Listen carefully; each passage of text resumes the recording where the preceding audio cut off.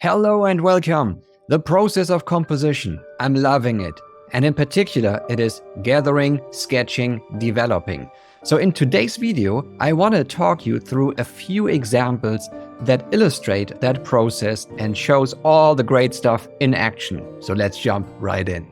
And this is based on 1 + 1. For those who don't know what that means, the numbers just represent chromatic steps. So you start in any tone, you go one chromatic step up. From there, you go another chromatic step up.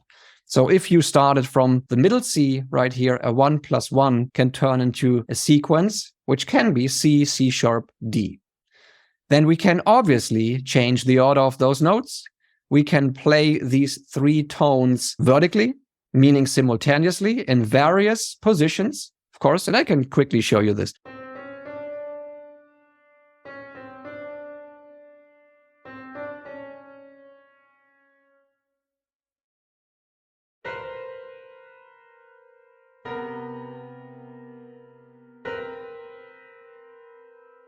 So please don't confuse these ideas right here with stuff that you want to send to your client. Please don't do it. That's the gathering stage. This is nothing you want to send out to your client. Let's see, we can also use this thing as a motor. Recognize this guy here? That's nothing else than the A flat written enharmonically. Then we have a G right here. We have a B flat, and we have the A, G flat, the A again. So a lot of tones that create a lot of clusters. And this sounds something like this.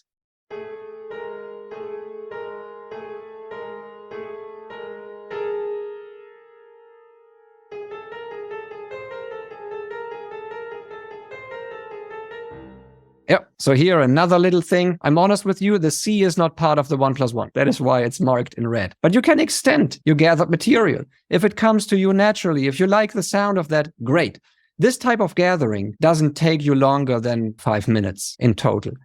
And funnily enough, that is exactly what I'm using in the sketch. I want to play you not the piano sketch right now, but I will show you the piano sketch and we will listen to the development already. And you can see how close the development is to the sketch. You will hear stuff around it. Some of the note durations might have changed, or a line that went in an ascending way now is descending. These are adjustments that I did emotionally later, just on the fly. But nevertheless, I want to show you the end result, which is this guy.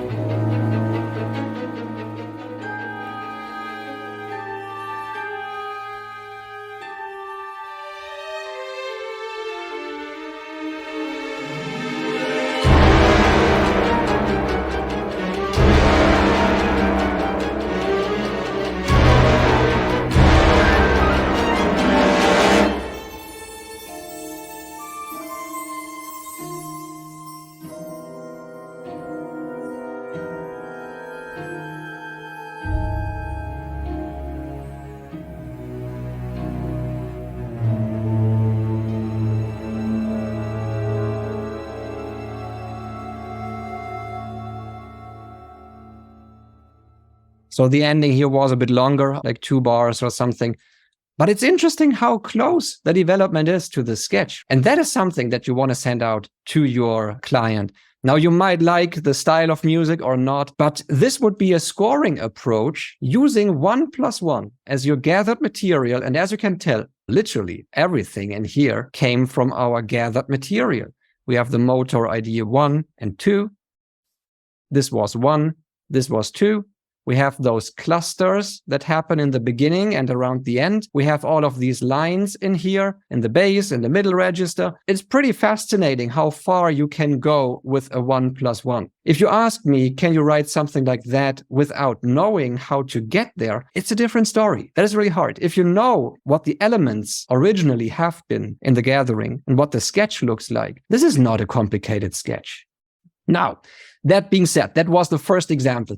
I also want to show you something that comes from the real working life as a composer. And I want to open this Summer Lagoon show. And here is the sketch, really. And that is the sketch that we wrote for the evening show. Let's just listen to a few bars, and I will from time to time pause the development, go back to the sketch and show you so that we reverse engineer what's going on, what the sketch originally looked like. So here we go.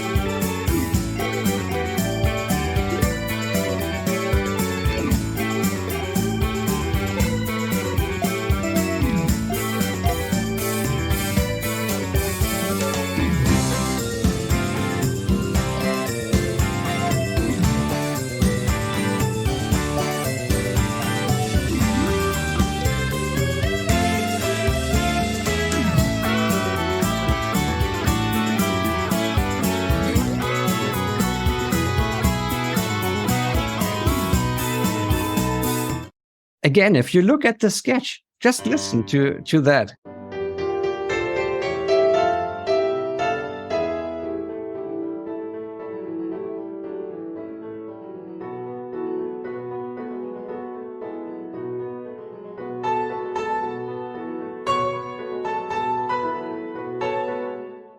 And back to the development.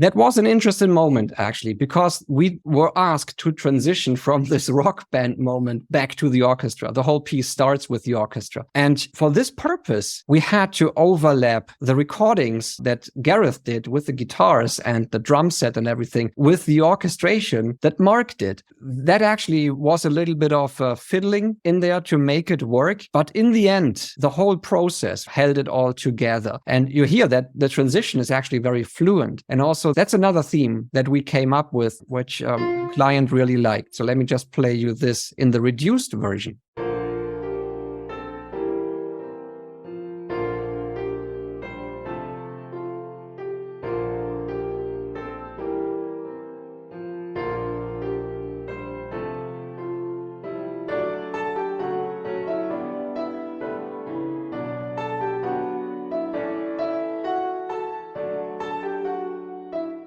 And so on. To give you a little bit perspective, we finished, 1 to 2 minutes every day. I wrote the sketch.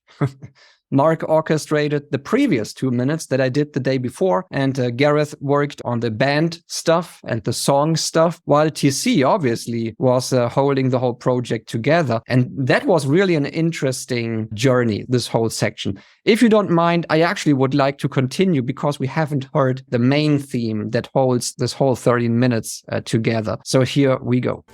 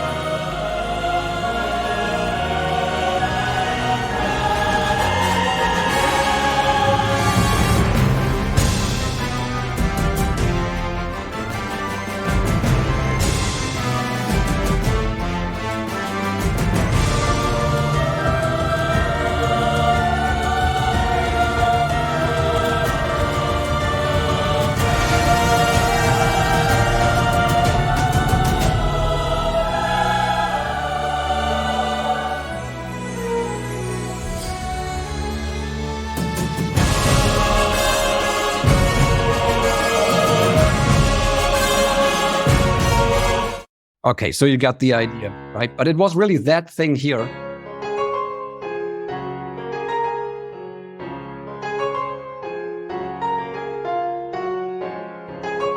that held this whole thing together. Some of you guys from the Meter Academy know the piece, and I want to quickly play through the various sections. Now, here is the gathering.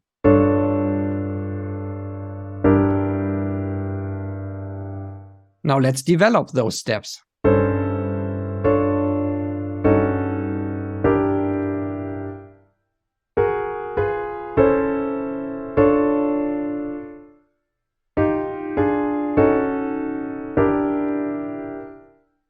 Most likely, that's the point already where most composers say, well, it sounds too dissonant, I can't use it, I don't like it. One of the most common objections from the clients that I've worked with was, it sounds too mainstream. Everybody uses the same chord progressions, different melodies, obviously, but still, it all sounds too close to each other. This kind of approach works wonders to inject just a healthy dose of a unique sound, which is based on dissonance for sure, but still, that's the spice that you can put into your musical meal. And I want to continue here actually with some more steps for the gathering before we get to the sketch.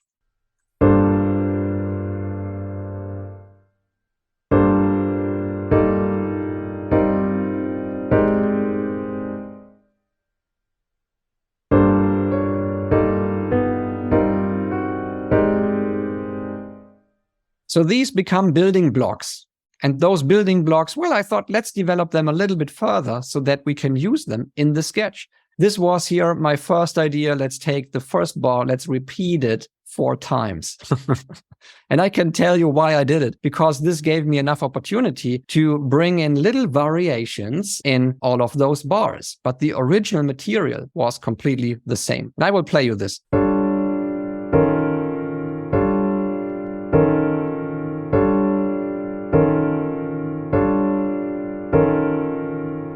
Pretty boring, I know.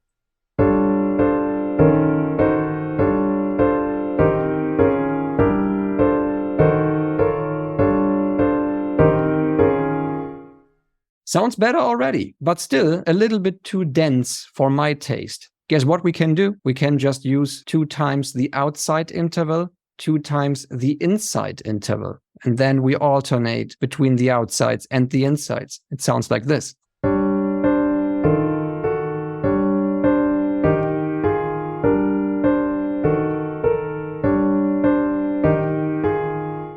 Now, interesting type of writing, I know.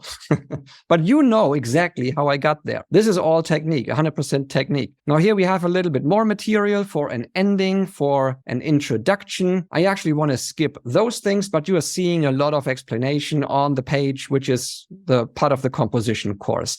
But I don't want to go into that segment for now. What I will do, though, is let me play you the development that comes out of this sketch. And just to give you proof, actually, the development is also in here. We could look at this, but I think it's more fun to keep the focus on the sketch because it is following the sketch bar after bar. So here we go.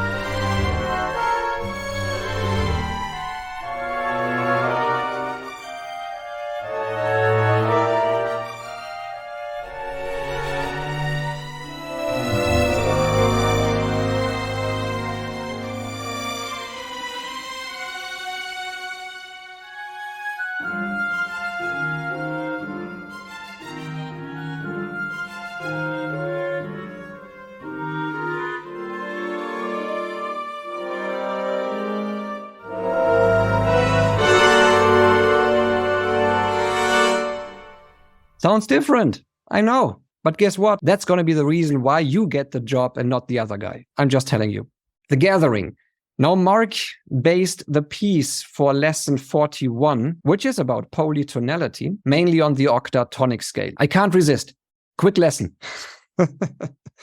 If you don't know the octatonic scale, here are the facts. It has 4 different root tones. All of those root tones are organized in a distance of 3 chromatic steps, then 3 up, another 3 up, another 3 up. If you went another 3 up, it gets you back to the starting point. On top, you also have a pattern which alternates between the intervals 1 and 2, 1 and 2, 1 and 2, 1 and 2. The whole octatonic scale is a dominant scale and it embraces major and minor triads, which makes it pretty versatile in composition. And those triads down there are highlighted. So we can build major triads, this guy, that guy, this guy, that guy. They are all using scale tones from above. Now we can build minor triads. Again, all of them are scale tones.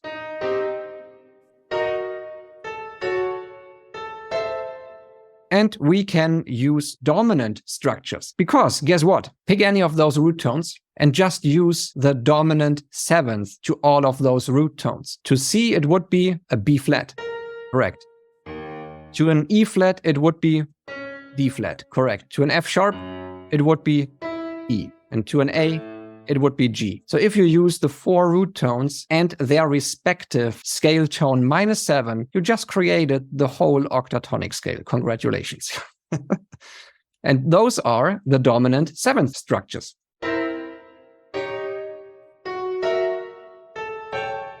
This is the gathering. This is the material that Mark used in his composition. And this is a sketch coming from a master composer.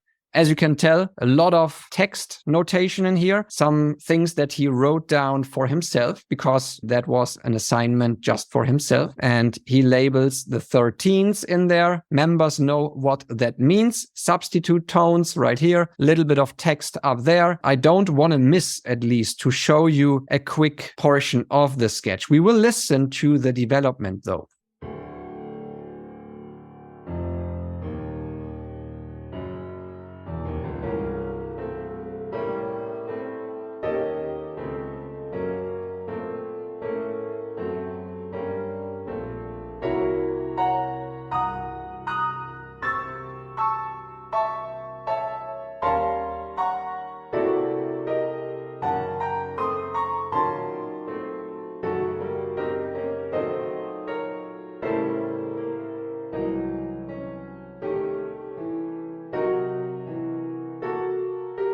So you're seeing a lot of triads in here, a lot of triads, a lot of dominant 7th structures, and that is all coming from this page of gathering. Now let me show you what comes out of this. And that's a very dynamic piece that Mark wrote. I hope it's not too quiet in the beginning and not too loud at the climax in the middle. But I want to quickly show you what the end result sounds like, because that's, to me at least, another piece that would raise the question, how the hell do you write something like that? Here we go.